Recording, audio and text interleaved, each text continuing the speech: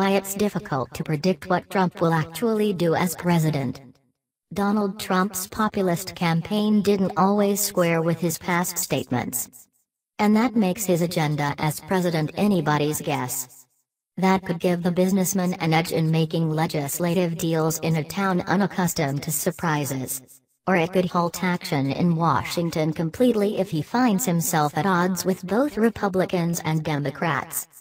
Here's a look at key issues, in which his campaign statements don't sync with opinions he expressed in the past. Immigration. Trump's incendiary rhetoric aimed at undocumented Mexican immigrants and calls to build a massive border wall and deport those here illegally were the central pillar of his presidential campaign. But in the immediate years leading up to his 2016 campaign, Trump described himself as down the middle on the issue of illegal immigration, and spoke forcefully against deporting undocumented immigrants who had lived in the U.S. for many years. Speaking about undocumented immigrants on CNBC in June 2012, Trump said, "I also understand how, as an example, you have people in this country for 20 years, they've done a great job, they've done wonderfully, they've gone to school, they've gotten good marks, they're productive, now we're supposed to send them out of the country. I don't believe in that, Michelle, and you understand that. I don't believe in a lot things that are being said."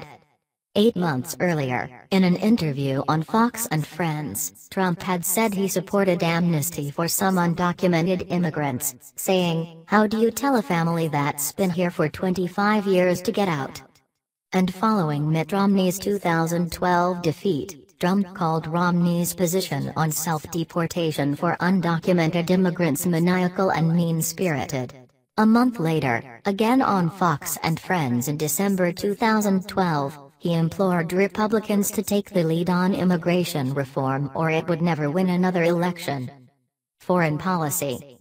Trump's views on foreign policy, and specifically intervention abroad, are also difficult to pin down.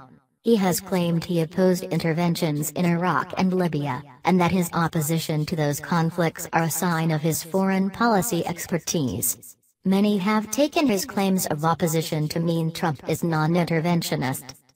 But Trump did offer tepid support for the Iraq War on Howard Stern in 2002, and in writings and interviews before that, expressed how he wished President George H.W. Bush had finished the job in Iraq during the first Gulf War.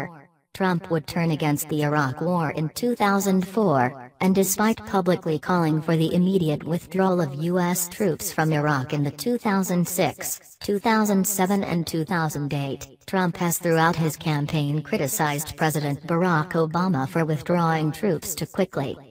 When the U.S. and NATO were considering intervening against Libyan dictator Muammar Gaddafi in 2011, Trump repeatedly called for the U.S. to get involved, saying on CNN at the time, "At this point, if you don't get rid of Gaddafi, it's a major black eye for this country."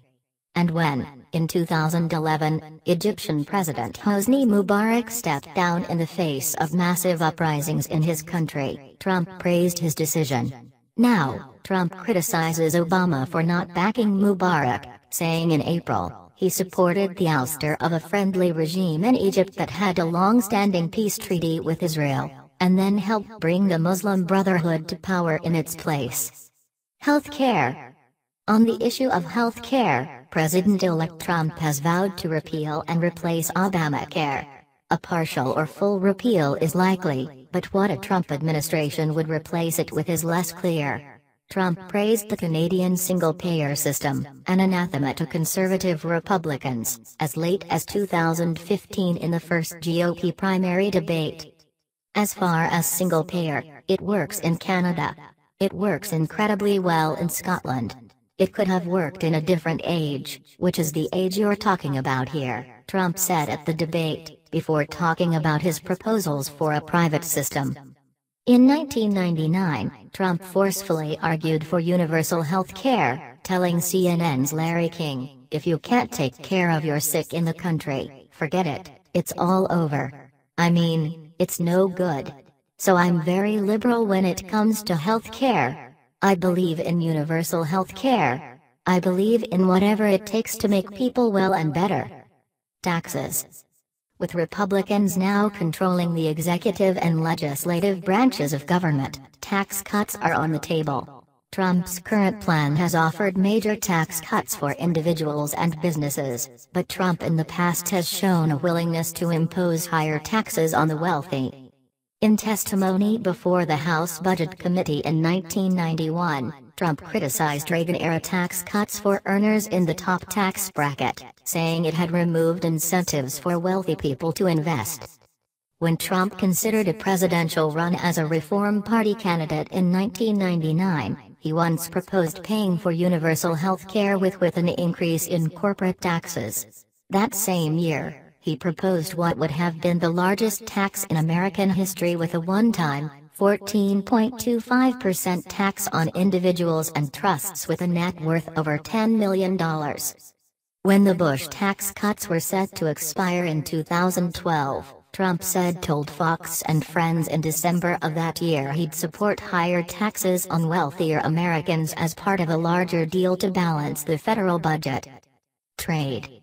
Trump has largely been consistent in his fierce opposition to what he has called unfair trade deals, but he has spoken about the forces of globalization in the past much differently than he does now. In a 2013 op-ed for CNN, for instance, Trump wrote, "We will have to leave borders behind and go for global unity when it comes to financial stability." Even in some of his recent books, Trump has seemingly admitted globalization is here to stay. Globalization has torn down the barriers that have formerly separated the national from the international markets, and one result is that affluent foreigners have been drawn to real estate in the United States, Trump wrote in Never Give Up, How I Turned My Biggest Challenges into Success, a book from Trump University. The important thing to consider is that more and more there is an interdependence of world economies, he adds. No one can afford to be isolationist anymore.